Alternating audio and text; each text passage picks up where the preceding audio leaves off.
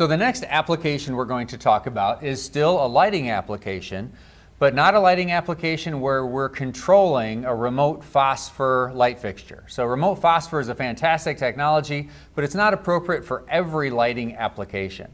So the next lighting control application we're going to talk about is lighting control retrofits. So Phil, why are lighting control retrofits a big deal these days? Well, the biggest reason is that you've increased the efficiency of the lighting engine to a point that it would be on at 20%. As a result, you have to completely redesign the automation going into that so that the lights don't remain on continuously. So for all intents and purposes, what you're saying is they didn't design around LED. Nope. And when they use an LED light fixture with a legacy controller, attempts to turn off the light by giving the same amount of juice, if you will, to the fixture. But with an LED, you're getting 20% of the light out instead of effectively nothing, which is what you got with the old system, correct? Right. That's correct. Okay, very good. You're so much better with words than I am. So they say. Now, next, what we have done recently is we've created some special products that are really geared towards lighting retrofit applications that make it easy to do retrofits and those sorts of things. So what was really at least for this new product, what was the project that got us going that said, hey, we really should develop a special product around lighting retrofits? It was the need and then the problem. The need became evident when a lot of building management systems were going obsolete. Part of that is because of the technology shift. But additionally, some of these building management systems just went out of business. So the one that comes to my mind immediately is the Ontario school system, which was focused on a building management system to control all lights in the school. Well, they put this in, 10 years later, they had some problems with buying the parts, requiring us to completely redesign and get a solution for them that would work. Well, Bill Rainier, which is our managing partner out in the West, came up with this approach to solve this problem and asked us to design a product for it. Very good. Very good. And not to correct you, but I think it was the Rancho Cucamonga school systems. It is. That's right. Very good. It's in Ontario. Okay. It's out there in California somewhere. Hopefully none of you are geography experts for California. But anyway, so Ken, this special kind of package that we put together for retrofitting lighting controls, tell us about that. Well, we started with our C-SCAN CAN networking as our foundation so the OCS could communicate with it. We used specialty relays that can turn the loads on and off. And then we added solid state. Which were latching. They're latching, so yeah, when you lose power, you continue to have lights stay on. Right. And then we added current monitoring, so we can monitor how much power is going to each fixture to look for failures or trends, things like that. Right, and if I remember correctly, this lighting control module, however you want to describe it, it kind of fits right inside the same physical area where the legacy lighting controls typically resided. Right, we kind of looked at several of the ones that were going obsolete and looked at how we could use the same form factor that they were using. Right, so the big advantage there by following the same form factor is suddenly it's much easier not only for the new controls to fit right in the same enclosure the old ones were in, but we also optimized it, I believe, so that even wiring would be very simple. Right. And they could just pretty much re-land existing wiring into our fixture. That was the goal. Yes. Very cool. Okay, so let's talk a little bit, Casey, about the specific, I guess, OCSs and the architecture in these retrofit applications. So first of all, if I remember correctly, for every module where we have the lighting controls for a number of circuits, there's an OCS. What OCS is typically used there? Yeah, I believe X5 is the OCS used for that particular project. And really one of the keys was communication. So something we do very well, but basically in terms of speed and the ability to have C-SCAN communication with the module itself, and then between the OCSs, there's numerous different types of Ethernet communication. So things like Modbus TCP may be used for scheduling or less intensive speed-wise data handling. And then things like EGD may be used for timing the lights properly to turn off and turn on at the same time, because when you're talking about long distances, you need to be able to do that properly so it's not a wave of turning on lights kind of thing.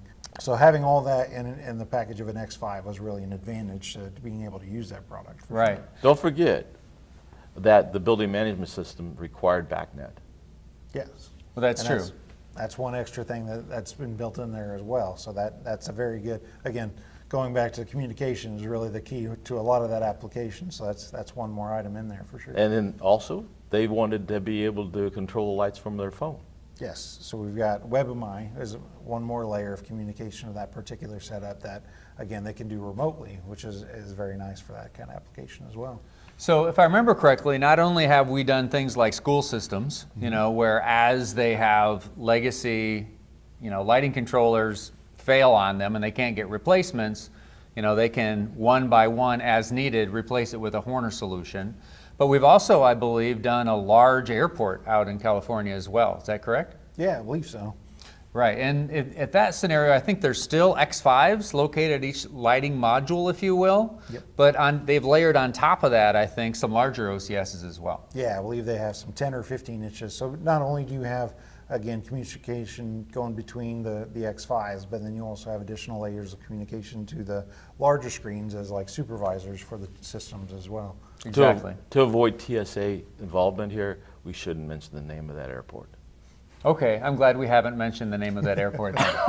Okay, very good. So that's our application, lighting application, where we've used special, hardware that we've developed to create a really efficient retrofit package.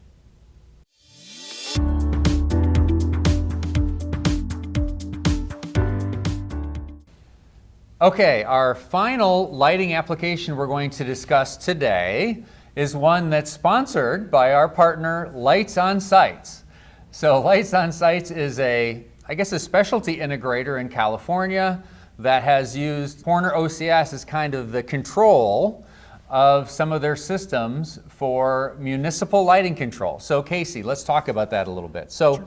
Give me an example of the types of facilities that would be controlled in a LightsOnSites type scenario. It's a lot of municipalities or sports fields or any of those generalized public capability would be something they're really looking to control for that matter. Okay, so in my history, when my girls were little, I used to coach them in softball and I was involved in the softball league. And one of the headaches was always scheduling the fields, right? So I imagine it on a citywide scale where you've got dozens of softball fields and soccer fields and tennis courts and all those sorts of things. Somebody has to schedule time at all those facilities.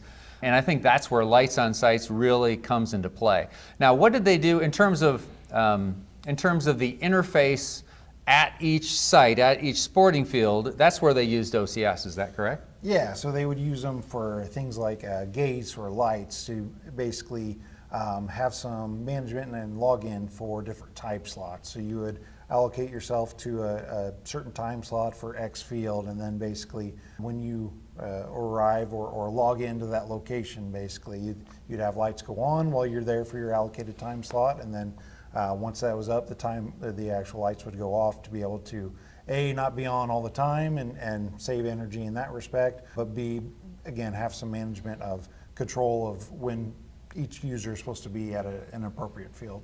Right, so as the municipality, suddenly the headache of having to schedule the fields is taken care of through the web access that LightsOnSites provides. They take care of really capturing the fees, the usage fees from the user, the sports teams or the individuals that are utilizing that facility. They're going to use their credit card or however they're going to pay for that access. And then so suddenly the municipality doesn't have to do that as well. And then when that user gets on site, as you said, they log into the app, they're authorized for that field, it unlocks, the lights turn on, they use the facility. When they're done, they go home. That's it. And the lights don't stay on all night because somebody forget to turn the lights off, which I did a few different times with the softball league back in the day. So, of course.